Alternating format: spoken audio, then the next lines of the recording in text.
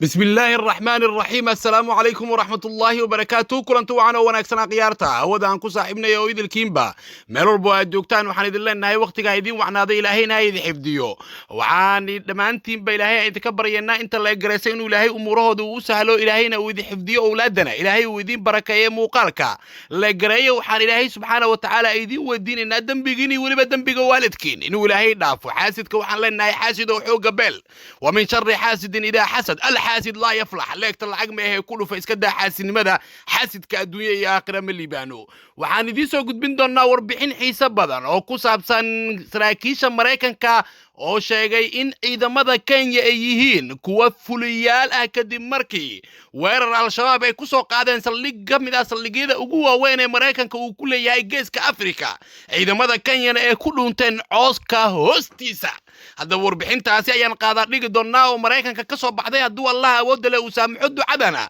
waxaan ka dhigan doonaa qaybaha dambe Kenya waxay darisay la tahay Soomaaliya waxayna ku nool dad badan oo Soomaaliyeed waxaana Kenya ay haysataa dhulka lagu magacaabo NFD oo Soomaaliya ay leedahay waxaase Kenya ku yaal saldhig ka mid ah saldhigyada ugu waaweyn ee Mareykanka uu ku leeyahay geeska Afrika waxaana degan dalka Kenya ciidamo la dagaalama dagaalyahanada dhaqdhaqaaqa al-shabaab oo ka mid ah kuwa ka dagaalama geeska Afrika gaar ahaan Soomaaliya iyo dalalka dariska la dadbaad ka hor ciidamo ka tirsan kuwa dagaalyahanada al-shabaab ayaa weeraray saldhig weyn oo Mareykanka uu ku leeyahay gobolka xeebta ee dalka Kenya waxaana weerarkaasi ka dhashay qasaarooyin iskugu jira dhimasho iyo dhaawac oo soo gaaray askar Israa'iil ka tirsan kuwa Mareykanka kadib markii ay carareen ciidamadii Kenyaanka ahaa oo ilaalinayay xaruntaasi sida ay sheegeen saraakiisha Mareykanka ee ku sugan saldhigga la weeraray wargeyska ugu afka dheer ee Mareykanka New York Times ayaa maanta daawacay asoo soo xiganaya saraakiil Mareykan ah in ciidamada Mareykanka ee ku sugan gudaha Kenya ay isku haleeyeen ciidamada Kenya ilaalinayay saldhiggaasi isla markaana ay sameeyeen xabacsanaan ku aadan in ay isku dhiibeen ee isku haleeyeen ciidamada Kenya kuwaas oo ay u arkayeen inay ka difaaci karaan khataraha ka imaan kara dagaalyahanada al-shabaab ee ka dagaalama Soomaaliya New York Times oo soo xiganaya saraakiishan Mareykanka waxa uu qoray uu sheegay in ciidamada Kenya markuu bilaawday dagaalka iyo xabadda in ay ka carareen saldhigga isla markaana ay ka soo bixeen difaacyadii hore ay ku gambadeen coosas waaweyn oo ku yaal gudaha xirada ay muddada qabsadeen dagaalyahanada al-shabaab ee uu leeyahay Mareykanka waxaana saraakiishan New York Times ay soo xiganaysay ay sheegeen in Mareykanka ay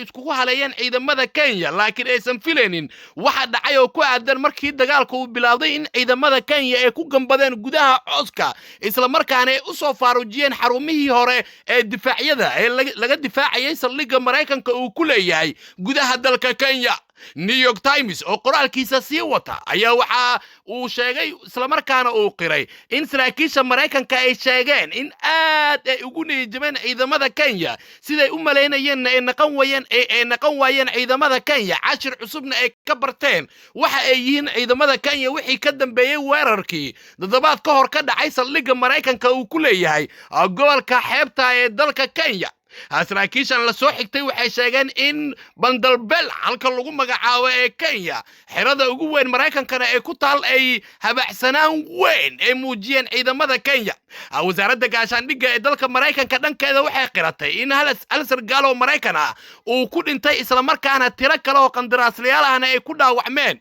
waxaana wasaaradda difaaca ee Mareykanka ay xaqiijisay in gudaha ay u soo galeen dagaalyahanada al-shabaab saldhigga ay weerareen dadbaad ka hor laakiin al-shabaab dhankooda waxay sheegeen in askar badan iyo saraakiil badan ay ku dileen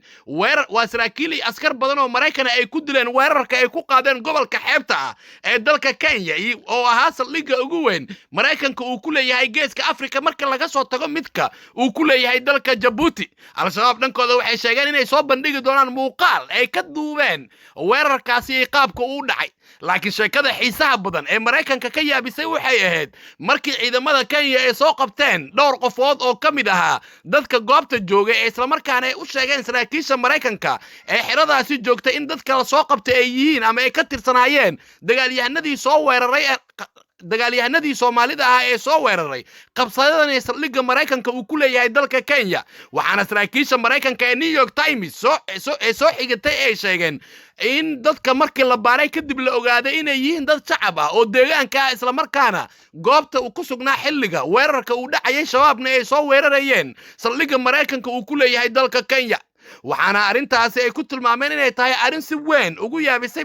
saraakiisha Mareykanka ee ku sugnaa saldhigga la weeraray ee shabaabka ay weerareen waxaa ciidamada Kenya lagu tilmaamaa inay ka mid yihiin kuwa ugu fulisan qaaradda Afrika waxaana ay yihiin kuwa isku sheegay inay aad u dagaalamaan laakiin waxa Mareykanka hadda uu qiraya ciidamada Kenya inay yihiin kuwa aad u fulisan isla markaana cooska gala markii la soo weeraray sida uu qoray wargeyska New York Times oo soo xiganaya saraakiisha Mareykanka ee ku sugneed xirada la weeraray ee ku taal dalka Kenya saraakiishan waxay sheegeen in muddo ay ku qaadatay in la soo badbaadiyo askar iyo saraakiil ku go'doontay gudaha xirada gaar ahaan goobaha ay qabsadeen dagaalyahanada al-shabaab kuwaasoo sida ay sheegeen ku dhuuntay teenooyin iyo weliba godad halkaasi ku yaalay waxaana arrimahaas oo dhan sababteeda iskale bay yiraahdeen saraakiishan ciidamadii Kenya ee ilaalinayay xirada oo ah ciidamo aad u tiro badan isla markaana Mareykanku u haystay inay yihiin ciidamo difaac culus ah laakiin la ogaaday markii weerarka uu bilaawday iyo weliba in cagaha ay ka daayeen oo aad ay u ordeen dad badan oo Soomaaliyeed ayaa walwal ka qaba in badda Soomaaliya qayb ka mid ah ay qaataan ciidamada Kenya laakiin hadda waxa muuqata waa dawladda Kenya inay qaadato laakiin hadda waxa muuqata in ciidamada Kenya ay yihiin kuwa aad u fulisan maadaama dhowr dhalinyaro ka tirsan al-shabaab ay qabsadeen xirada ugu weyn ee Mareykanka uu ku leeyahay dalka Kenya kuwaasoo difaac u ahaa ama difaacayay ciidamada Kenya ciidamadii Kenyaankana la sheegayo markuu weerar ka dhacay in cagaha wax ay ka daayeen coosaskana ay galeen waxaana tani ay imaanaysaa xilli toddobaad ka hor dagaalyahanada al-shabaab ee weerareen saldhigga Mareykanka uu ku leeyahay dalka Kenya waxaana halkaasi sida la sheegay lagu gubay qaar ka mid ah diyaaradaha aan duuliyaha wadin oo lagu duqeyn jiray meelo ka mid ah Soomaaliya isla markaana saraakiil badan oo al-shabaabka ah lagu dilay al-shabaab waxay la kulmaan weeraro joogto ah oo ka yimaada Mareykanka gaar ahaan diyaaradaha aan duuliyaha lahayn kuwaasoo lagu dilay ama lagu qaarijiyay saraakiil badan oo ka tirsan dagaalyahanada al-shabaab ayaa ku sugan meelo badan oo Soomaaliya koonfurteeda ka tirsan waxayna dhankooda gabaad ay ka dhigtaan meelaha tuulooyinka iyo weliba hooyadka waxaana dagaal ay kala kulmaan ciidamada Mareykanka ee ku sugan dalalka Kenya iyo Djibouti laakiin halka ugu weyn ee duulaanada ay ka soo qaadaan ciidamada Mareykanka ee la dagaalama dagaalyahanada al-shabaab gaar ahaan adeegsada diyaaradaha aan duuliyaha wadin waa saldhigga dhawaan ay qabsadeen dagaalyahanada al-shabaab ee ku dileen askar ka tirsan ciidamada Mareykanka iyo weliba qandaraaslayaal ku sugnaa gudaha xiradaasi saraakiisha Mareykanka ee New York Times ay soo xigatay waxay sheegeen in mar dambe aysan isku haleyn doonin ciidamada Kenya laakiin durbadiiba waxa hadlay afayeenka guud ee militariga Kenya wuxuuna wax laga xumaado oo ku tilmaamay warbixinta uu soo qoray New York Times waxaana afayeenka militariga dalka Kenya dhankiisa uu ku dooday inay socoto baaris ku aadan qaabka iyo habacsanaanta ku dhacday saldhigga shabaabka ay qabsadeen wuxuuna sheegay in baarista markii la soo gabagabeeyay kadib laga hadli doono waxa dhacay laakiin hadda ay la yaabeen warbixinta uu soo qoray New York Times oo soo xiganaya saraakiil Mareykan ah oo ku aadan in ciidamada Kenya ay naf bideen cooska isla markaana cooska gudihiisa ay galeen markay xabadda bilaabatay hase kastaba ahaatee waxaan ciidamada Kenya ay ku sugan yihiin meelo ka mid ah gudaha Soomaaliya gaar ahaan deegaanada Jubbaland sida gobolada Jubbooyinka iyo Gado waxaana duqeyn joogta ay u geystaan dad shacab ah iyo waliba shirkado isgaarsiineed waxay si weyn u beegsadeen xarumaha shirkadda isgaarsiinta Hormuud waxaana sidoo kale ay dileen dad badan oo shacab ah oo ku sugan deegaanadaasi kadib markii duqeymo diyaaradeed oo joogta ah oo ay ka fuliyaan deegaanada Jubbooyinka iyo Gado halkaas oo ay ku sugan yihiin waxayna Kenya mar walba dhankeeda ay sheegtaa inay dileen dagaalyahanada ka tirsan al-shabaab laakiin waxa cad dad badan oo shacab ah iyo waliba hanti badan oo ciidamada Kenya ay burburiyeen kadib duqeymo ay ka geysteen gudaha Soomaaliya Kenya haday u sheegayaan ha iska dhiciyaan qolada ay saxayaan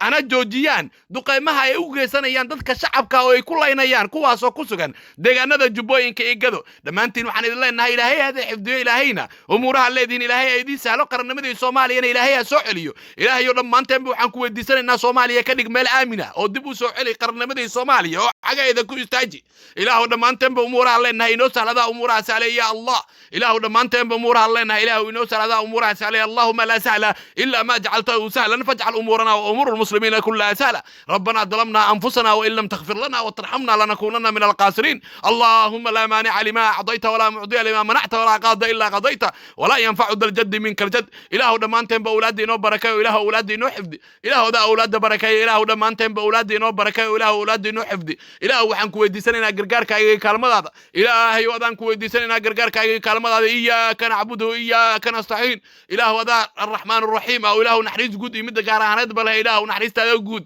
يمد قارهانات إله والله وذا بنسي إله ضدك صوماليين إله اسكوكين إله ضدك صوماليين علاس كي دبعتها هيست إله كدلقات إله ضدك صوماليين أمانسو إله دما أنت وحن كويديسنا إله أولادي نو بركة إله أنت أولاد دونيسنا إله أولاد باري عسي إله أنت أولاد دونيس إله أولاد باري عسي إلهي أنت حنون إيه كربه هيست إله حنون كي كربه هيست إله كدلقاب يا الله إله وذا كدلقاب كره إله أنت حنوسا إيه أنت كربه إله كربه يا حنون كي إله كدلقاب إله أنت حنوسا حنون أوها يا كربه هيسو إله حنون كي كربه كدلقاب إله أنت جور دونيسنا إله جور في عن أو ناكسر أو مستقبل في عنا إله سي يا الله إله لما أنت بأمورها لنا إله أمورها النوسال إله أمورها النوسال إله وحن كمان قلنا كوا شرطة دبعتها إلو جوي إن الله محسن وحي شرع أو دبعتها أو لجويها ينوسا ملاجيان إله ربي رحمن وكأل إله مقعد ونكسر وحن كوا ديسنا قرقار كاجي كلمة هذا إله هذا قرقاري كلمة لجوا ديستاي إله قرقار كاجي كلمة هذا نسيه وحن كوا ديسنا مقعد ونكسر الله لا إله إلا هو الرحمن الرحيم الملك القدوس السلام المؤمن